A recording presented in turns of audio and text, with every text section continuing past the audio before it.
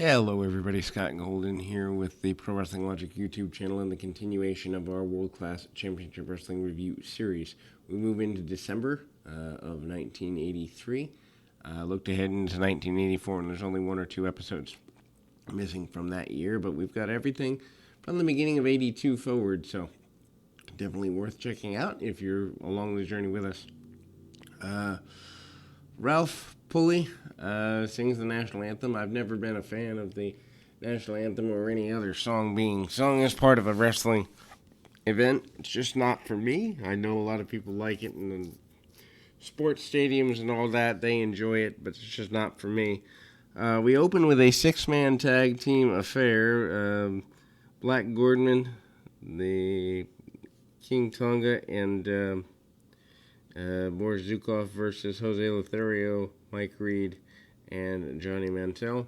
Not a match that is terribly, go out of your way to see type stuff.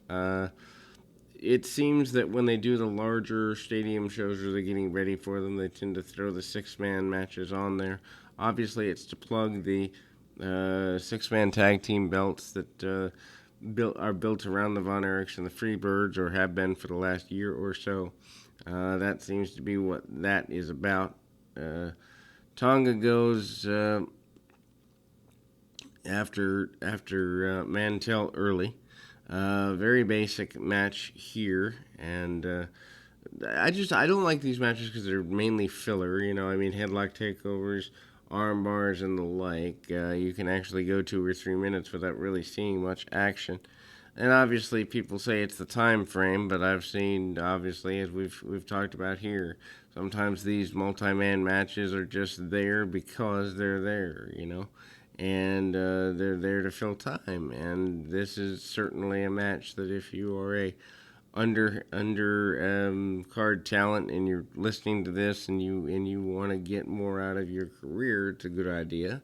But as a fan, not exactly great. Zhukov in and taking out Mike Reed pretty hard for the next several minutes. Gordman comes in, and obviously he does a bit of is more known for the lucha style. Obviously that's originally intended to be main opponent for Jose Lothario, or a key opponent for Jose Lothario at the very least. Match breaks down. Lothario is at a point actually so frustrated with the lack of good officiating in the match that he is standing on the top rope waiting for a tag. Obviously can't get tagged in that situation, but he comes in and squares off with Zhukov. He gets in the wrong part of town, as far as in the wrong corner, and Gordman comes back in. We see the heels again cut off Lothario quite easily and quite handily, actually. It is not particularly an easy go of it, but the match goes just about 12, 13 minutes, something like that, and a sloppy backdrop on Tonga, and just sloppy because he barely got him. His opponent barely got him over on the move, and those type of things can lead to danger. Zhukov back in, and the referee does lose control of the contest upon occasion here. Zhukov also able to bring kind of that clothesline / sickle that's there, and Jose Lothario comes in, cuts everything off. The match breaks down into a 6-way brawl, for lack of better terminology, and referee loses all control, as is to be expected.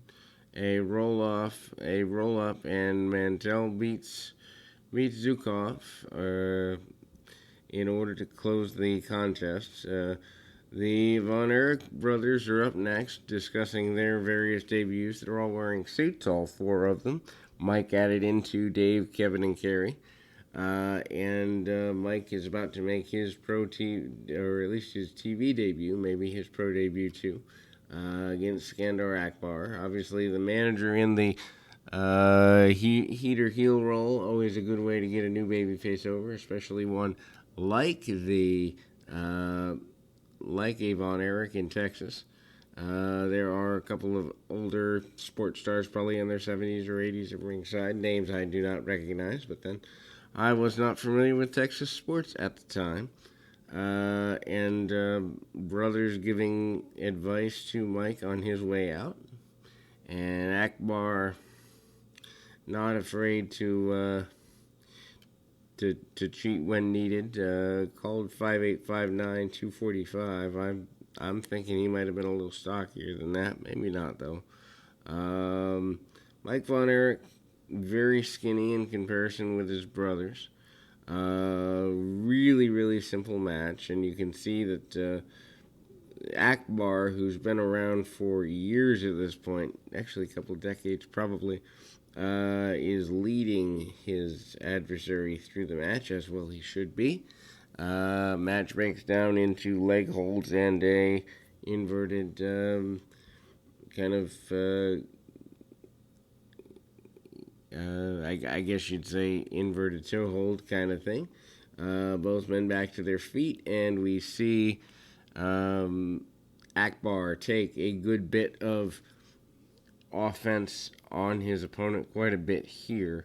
Obviously, they're not going to let a Von Erich lose in this scenario. Meanwhile, Kemshi at ringside and passes a strap off to Akbar, and Mike able to roll up Akbar for the victory. We then move on to the main event of the evening, Akbar's new team, the Super Destroyers, a masked team against the Junkyard Dog and Iceman King Parsons. So Parsons has been a bit of a problem for Akbar in the past couple of months, more so in the more recent times. And Junkyard Dog, I'm not sure how long he's here. I don't think he's here very long. He is in the WWF late 84, but I think he goes back to Mid-South for a while first, so only a quick stopover. But the dog certainly looks, well, kind of husky here, no pun intended. And the Destroyers do become the American Tag Team Champions as we go forward in the weeks and months to come. Akbar talking about that. Iceman King Parsons, who is a guy that's been there for well over a year now, has become a major babyface. Actually, always has been a babyface, but certainly a guy who you can put in a secondary or third level program, easily carry himself well, and having multiple partners is a good idea. I actually like the rotating babyface partner idea. Match is very, very slow. Headlocks held by Parsons for the majority of it. One of the Destroyers getting advice from Akbar a little bit later. They are in nearly identical singlets and somewhat similar looking masks with red and yellow as part of the mask. Dog taken into the corner, but willing to hit some headbutts along the way. And obviously people are big fans of the Junkyard Dog for a variety of reasons, but his ability to fight from underneath is probably one of the biggest reasons, and Dog does that here. All four men break into the ring here a bit, and the referee does lose control of the contest from the context of kind of being able to just continue to go with it. We see Junkyard Dog causing a lot of chaos as during the late part of the match, a loaded mask is used by one of the Destroyers, and Parsons taken out of the match. Dog continues the match regardless, 2-on-1. Doesn't really make sense that Dog wouldn't have some friends in the area, but that's just, beggars not wanting to be choosers and the like, but it is what it is. The top rope is used by one of the Destroyers, and Destroyer uses a foot across the throat to try and choke out the Dog. Dog is kind of easily dispatched from here. Some shoddy camera work from time to time, although Iceman actually comes back in with his head bandaged up. He has been busted open, or had been busted open, by the foreign object in the mask, and he does make his way back to the ring before the match is over. This does not bring happiness to Akbar or from Akbar. Akbar brought into the ring, so we've got a bit of a 3-on-2 situation, and the Destroyers make their way out of things from a cheat to win mentality, and the Destroyers walk away your winners. But that'll be it for this edition of World Class. We'll be back with more right after this.